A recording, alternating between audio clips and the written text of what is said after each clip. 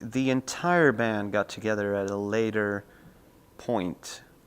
There was a little group to begin with that looked at a project, basically.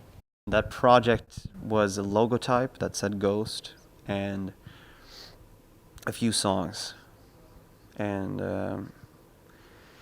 as many bands nowadays, you tend to do things a little bit backwards,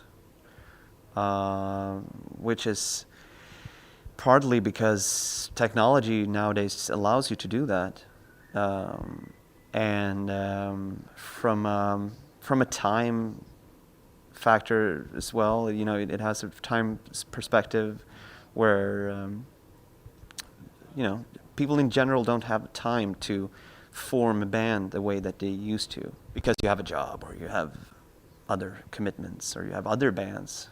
So you need to have something that is very, what singles this project out, what makes it understandable.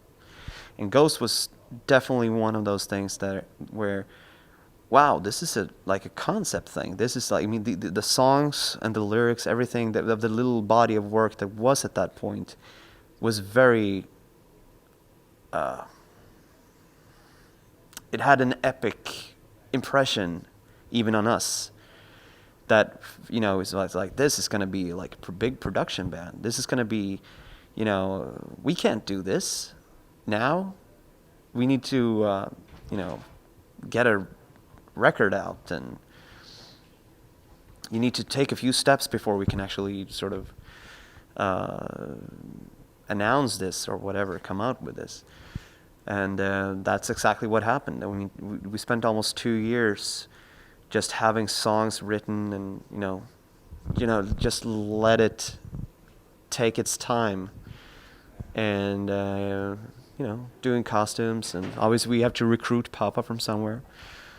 So when we finally had him in place and everything, the stars aligned. That's when we decided to, you know, announce the band, and here we are. We have a record, and I think that just because of the subtlety of what we do, and it's such a clear vision that even we saw to begin with, that wow, we could really touch it, even though we haven't seen it before.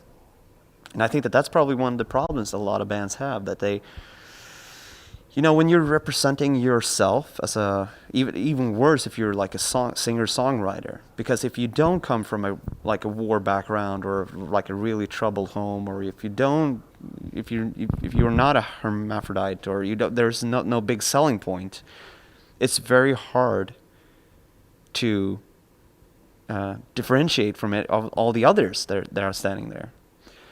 And yeah, that's one of the things that obviously we're conscious about, but it was also a practical thing. You know, our beginnings were quite contemporary, because a lot of bands today do that. They release a record and then they start touring, and we did the same thing basically.